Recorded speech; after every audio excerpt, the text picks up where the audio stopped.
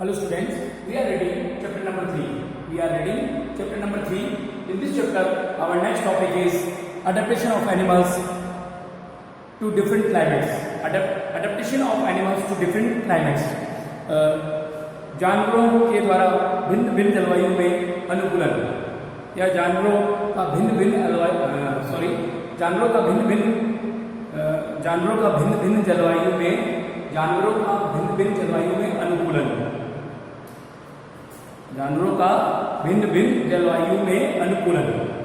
Okay, now let's start our topic. The climate of a place influences its vegetation, animal life, crops, food, clothing, occupation, housing, and activities. Climate of a place influences its vegetation, animal life, crops, food, clothing, occupation, housing, and activities. एक स्थान की जलवायु प्रभावित करती है वहाँ की वनस्पति को, वन्य जीवों के जीवन को या वन्य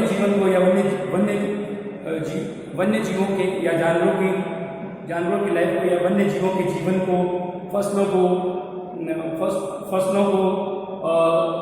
फूड हैबिट्स को, क्लॉथिंग हैबिट्स को, व्यवसाय इत्यादि को, और हाउसिंग पैटर्न को या मकान जिसमें भी रहते हैं उनके तरीके को, मकानों के तरीके को एंड एक्टिविटीज और अन्य गतिविधियों को या जैसे economic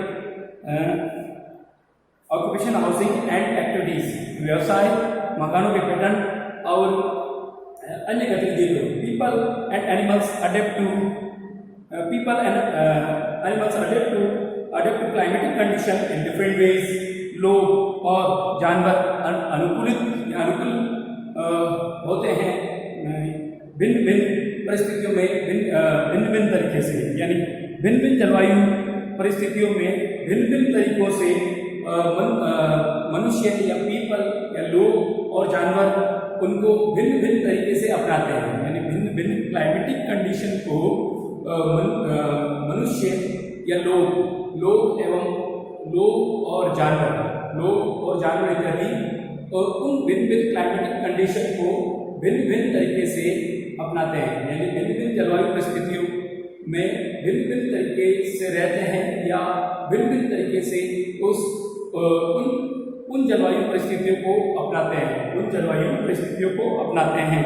this is how the people and animals in different regions have different ways of living. और इस प्रकार लोग और जानवर जो कि भिन्न क्षेत्रों में रहते हैं, उनके जीवन जीने का तरीका भी भिन्न होता है. Animals like polar bear, reindeer and dogs living in the cold climate generally have thick fur. Polar bears or a thick layer of fat below their feathery coat. Penguins. जानवर जैसे कि पोलर बियर, रेंडियर, डॉग्स इत्यादि जो कि cold climate में रहते हैं. Cold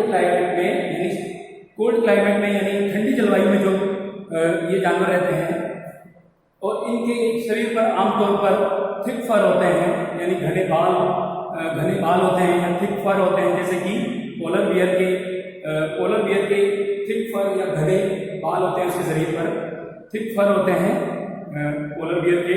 और एक thick layer of fat below their fatty coat, और एक घनी परत होती है फैट की उनके फैटरी कोट के नीचे या उनकी स्किन के नीचे. एक थिक लेयर होती है, एक मोटी परत होती है या एक घनी परत होती है फैट की या वसा की. और उनके फैटरी कोट के नीचे, फैटरी कोट मतलब फरदार जो कोट होता है, फरदार कोट जैसे कि पेंगुइन्स होता है. पेंगुइन्स के फरदार कोट के नीचे उनकी स्किन के नीचे एक मोटी परत होती है फैट की, एक गहरी या घनी परत होती है फैट की, और गहरी या घनी परत होती है फैट की. This keeps the body warm, और ये उनके शरीर को गर्म बनाए रखती है. ये उनके शरीर को गर्म बनाए रखती है। When there is a winter in the northern hemisphere, many birds migrate to the southern hemisphere to escape unfavorable cold weather conditions. जब उत्तरी गोलार्ध में अत्यधिक सर्दियाँ होती है तो बहुत सारे पक्षी माइग्रेट कर जाते हैं दक्षिणी गोलार्ध की ओर। बहुत सारे पक्षी माइग्रेट कर जाते हैं या प्रवास कर जाते हैं या छोड़कर चले जाते हैं दक्षिणी गोलार्ध की ओर, यानी उत्तरी गोलार्ध को छोड़कर बहुत सारे पक्षी दक्षिणी गोलार्ध की ओर चले जाते हैं जब अत्यधिक सर्दियां होती है। तो to escape unfavourable cold weather condition, बचने के लिए जो प्रतिकूल या प्लान कर जाते हैं प्रतिकूल ठंडी का जो मौसम होता है या सर्दी का जो मौसम की परिस्थितियाँ होती है, अत्यधिक सर्दी की जो मौसम परिस्थिति होती है उससे बचने के लिए या उस प्रतिकूल परिस्थिति से बचने के लिए बहुत सारे पक्षी उत्तरी गोलार्ध को छोड़कर या उत्तरी गोलार्ध से दक्षिण गोलार्ध में प्रवास कर जाते हैं या उत्तरी गोलार्ध को छोड़कर दक्षिण गोलार्ध की ओर चले जाते हैं। They return back to their native places after the winter is over, और वे दोबारा लौट आते हैं अपने मूल स्थान पर। वे दोबारा लौट कर आ जाते हैं अपने मूल स्थान पर जब सर्दियां समाप्त हो जाती है। Some animals like frogs, snail and bats go in a state of dormancy, inactivity to escape the extreme cold or summer heat in mud burrow or caves. कुछ जानवर जैसे कि मेंढक, सांप, स्नैल और चमगादड़ इत्यादि ये चले जाते हैं गो इन स्टेट ऑफ डॉर्मेंसी, यानी गहरी निद्रा की या एक लंबी निद्रा की अवस्था में या इनएक्टिविटी की अवस्था में यानी अचेतन अवस्था में चले जाते हैं टू एस्केप बचने के लिए टू एस्केप एक्सट्रीम कोल्ड और समर, यानी बचने के लिए ये गहरी निद्रा की अवस्था में चले जाते हैं या अचेतन अवस्था में चले जाते हैं जब अत्यधिक ठंडी और गर्मी होती है या अत्यधिक सर्दी और गर्मी होती है। इस अत्यधिक सर्दी और गर्मी से बचने के लिए ये जानवर जैसे कि मेंढक, सांप, स्नैल और चमगादड़ है वो स्टेट ऑफ डॉर्मेंसी यानी निद्रा की अवस्था में या अचेतन अवस्था में चले जाते हैं। इन मड बोरोज और केव्स इन मड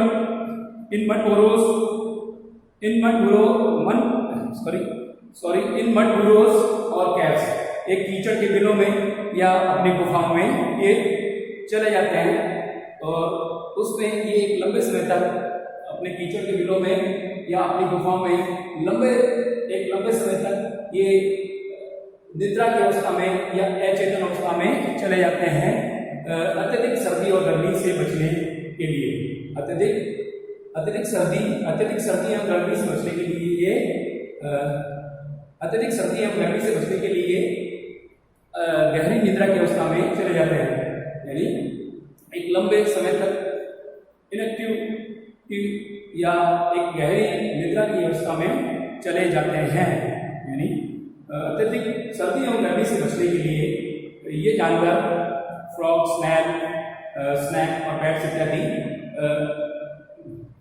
स्नैक्स और बैट इत्यादि स्नैक्स और बैट्स इत्यादि जो है वो स्टेट ऑफ डॉर्मेंसी या इनएक्टिविटी यानी गहरी निद्रा की अवस्था या अचेतन अवस्था में चले जाते हैं।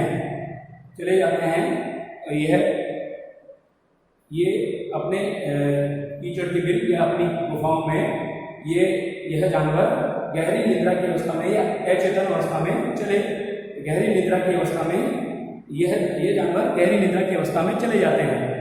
गहरी निद्रा की अवस्था में यह जानवर चले जाते हैं जब अत्यधिक सर्दियाँ या अत्यधिक गर्मियाँ होती है। अत्यधिक सर्दियाँ एवं अत्यधिक अत्यधिक सर्दियाँ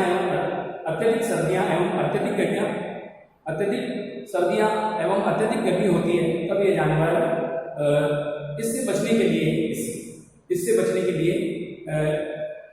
के लिए गहरी निद्रा की या एक लंबे समय तक निद्रा की अवस्था में चले जाते हैं।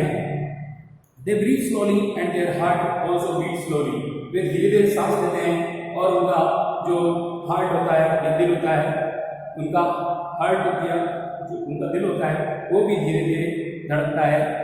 और इस दौरान जब वो गहरी निद्रा की अवस्था में होते हैं तब वे धीरे धीरे सांस लेते हैं और उनकी जो धड़कन होती है या उनका जो दिल है वो भी धीरे धीरे धड़कता है, उनका हार्ट भी धीरे धीरे धड़कता है।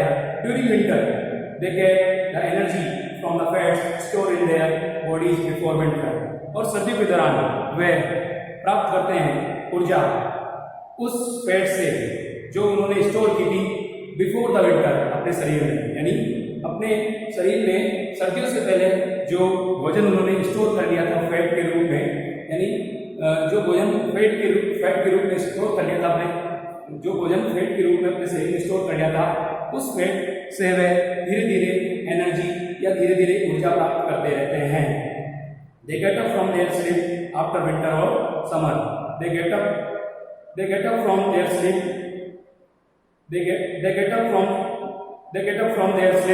after winter or summer. वे उठ जाते हैं उनकी निद्रा से जब सर्दी और गर्मी समाप्त हो जाती है। वह अपनी निद्रा से दोबारा उठ जाते हैं या वह अपनी निद्रा से दोबारा उठते हैं जबकि वह अपनी निद्रा से दोबारा उठते हैं जब सर्दी एवं गर्मी समाप्त हो जाती है। Okay, thank you.